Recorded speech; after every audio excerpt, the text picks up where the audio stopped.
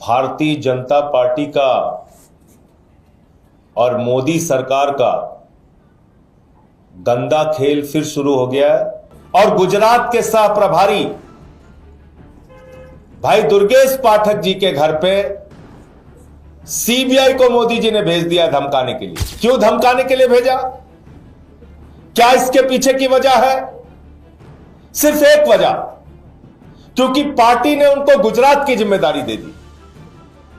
क्योंकि अरविंद केजरीवाल जी ने उनको कहा कि गुजरात में जाके संगठन मजबूत करो, उस गुजरात में जहां 14% वोट आम आदमी पार्टी को पिछले चुनाव में मिला था। दुर्गेश पाठक के खिलाफ भी यह मामला राजनीति से प्रेरित है, दुर्भावना से प्रेरित है, झूठा और मनगढ़ंत है और इसके साथ ही गुजरात का सह प्रभारी बनाए जाने के कारण है। सभी पत्रकार बंधुओं को नमस्कार। भारतीय जनता पार्टी का और मोदी सरकार का गंदा खेल फिर शुरू हो गया है। पहले भी आम आदमी पार्टी को खत्म करने के हर प्रयास मोदी जी ने, बीजेपी ने करके देख लिया। हमारे सबसे बड़े नेता को जेल में डाला, पार्टी के तमाम शीर्ष नेताओं को जेल में डाला, विधायकों पे फर्जी मुकदमे किए, सांसदों पे फर्जी मुकदमे किए, पंजाब के अंदर छापे मरवाए, दिल्ली के अंदर छापे मरवाए। लेकिन हर हालत में आम आदमी पार्टी भारतीय जनता पार्टी के खिलाफ लड़ती रही है, लड़ती रहेगी। आज फिर उसी तरह की एक नापाक, गंदी, घटिया कोशिश भारतीय जनता पार्टी के द्वारा की गई है। एक घटिया कोशिश। पार्टी के पीएसी के मेंबर और गुजरात के सह प्रभारी भाई दुर्गेश पाठक जी के घर पे सीबीआई को मोदी जी ने भेज दिया धमकाने के लिए। क्यों धमकाने के लिए भेजा? क्या इसके पीछे की वजह है? सिर्फ एक वजह, क्योंकि पार्टी ने उनको गुजरात की जिम्मेदारी दे दी।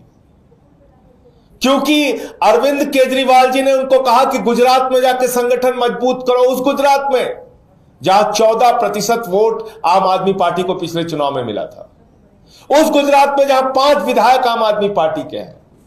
जैसे ही दुर्गेश पाठक पहुंचते हैं, संगठन की मीटिंग लेते हैं, कार्यकर्ताओं के साथ बैठक करते हैं, गांव-गांव में कैसे संगठन मजबूत होगा इस बात की कोशिश करते हैं। आग धमकाने के लिए सीबीआई भेज दी मोदी जी ने। यह है आपका राजनीति करने का तरीका। यह है आपका लोकतंत्र में एक राजनीतिक दल को खत्म करने की कोशिश। ऐसे आप इस देश को चलाना चाहते हैं? गुजरात में भारतीय जनता पार्टी की हालत पतली है। गुजरात में बीजेपी की सरकार से वहां की जनता असंतुष्ट है और उनको एक नई पार्टी से, जो इस देश में बदलाव की राजनीति की बात करती है, उस पार्टी से उम्मीद है और उसके संगठन की मजबूती के लिए दुर्गेश पाठक को काम दिया गया। आपने सीबीआई धमकाने के लिए भेज दिया। यह बीजेपी की बौखलाहट को दर्शाता है। यह दर्शाता है कि मोदी जी का गढ़ गुजरात सुरक्षित नहीं है। वह पार्टी की हार की संभावना उनको दिख रही है।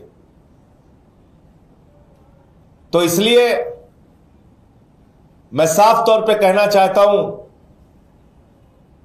कि आप लोगों ने पहले भी बहुत कोशिश करके देख ली, आगे भी जितना दम लगाना है दम लगा लो, जितनी यातनाएं देना है दे लो, जितने फर्जी मुकदमे बनाना है बना लो, जितने मनगढ़ंत मामले बनाना है बना लो। आम आदमी पार्टी ना झुकी है, ना झुकेगी, लड़ती रही है, लड़ती रहेगी। हम ना रुकने वाले हैं, ना थमने वाले हैं। आपके खिलाफ मजबूती से अपनी आवाज उठाते रहेंगे।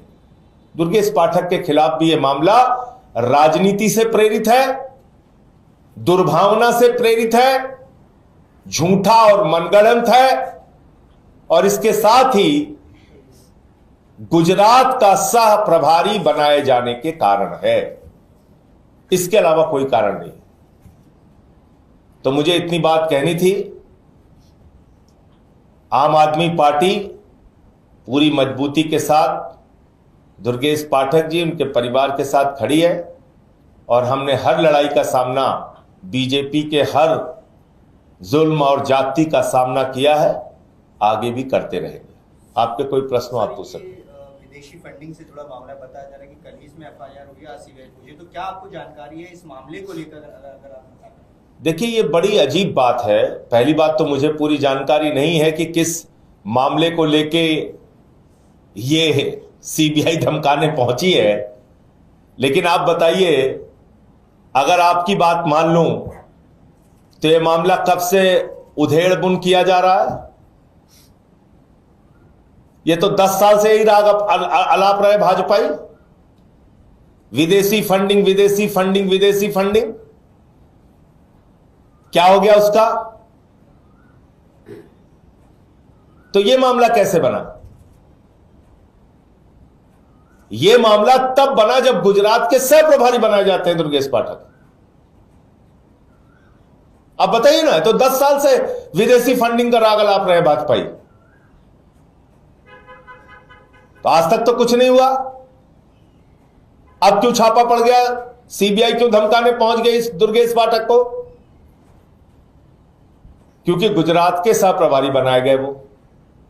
यही काम पिछले गुजरात के चुनाव के पहले मोदी जी ने आम आदमी पार्टी के नेताओं के खिलाफ किया था, वही काम अब उन्होंने शुरू कर दिया।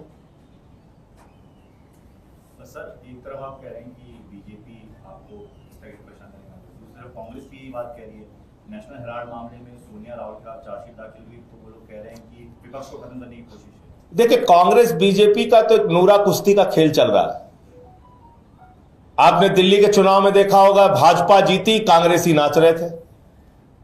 जीती थी भाजपा, नाच रहे थे कांग्रेसी। तो उनका तो नूरा कुश्ती का खेल चल रहा है। कभी आपने सुना हो राहुल गांधी के घर ईडी सीबीआई का छापा, सोनिया गांधी के घर ईडी सीबीआई का छापा? आप बताइए मुझे। रॉबर्ट वाड्रा से 5-6 घंटे पूछताछ होती है, उनको छोड़ दिया जाता है। आम आदमी पार्टी के नेताओं को पकड़ते हैं, 12-12 घंटे, 20-20 घंटे, 3-3 दिन पूछताछ करते हैं। तो ये तो नूरा कुश्ती का खेल साफ तौर पर दिख रहा है। सर, धन्यवाद। वक्फ को लेके आज भी सुनवाई हुई है और कल काफी अहम सुनवाई हुई थी। मुझे लगता है कि माननीय सुप्रीम कोर्ट ने बहुत सख्त टिप्पणी की है वक्फ कानून को लेके, और उससे केंद्र सरकार को यह समझ जाना चाहिए कि उन्होंने एक गैर संवैधानिक बिल संसद के अंदर पास किया है। और मुझे लगता है कि माननीय सर्वोच्च न्यायालय ने जिस तरह से जिन बिंदुओं का संज्ञान लिया है कल की अपनी हियरिंग के दौरान, सुनवाई के दौरान, निश्चित रूप से आज एक सकारात्मक निर्णय आने की सबको उम्मीद है, इस देश के लोगों को उम्मीद है। सर, गुजरात के चुनाव तो 2 साल बाद है, 2027 में, पर अभी एमसीडी के मेयर और डिप्टी मेयर के चुनाव, उसके लिए आपकी क्या तैयारी? वो तो अभी है। देखिए, एमसीडी के मेयर के चुनाव में आम आदमी पार्टी अपनी रणनीति बना रही है, उसको हम अलग से उसके बारे में आपसे बातचीत करेंगे। हमारा मेयर है इस वक्त एमसीडी में, लेकिन वहां पर भी इन्होंने वही गंदा खेल तोड़ फोड़ का वो किया, सबको पता है। हमारे पार्षदों को तोड़ने का काम किया, कहीं एमएलए तोड़ते हैं, कहीं एमपी तोड़ते हैं, कहीं पार्षद तोड़ते हैं, तो काम किया उन्होंने।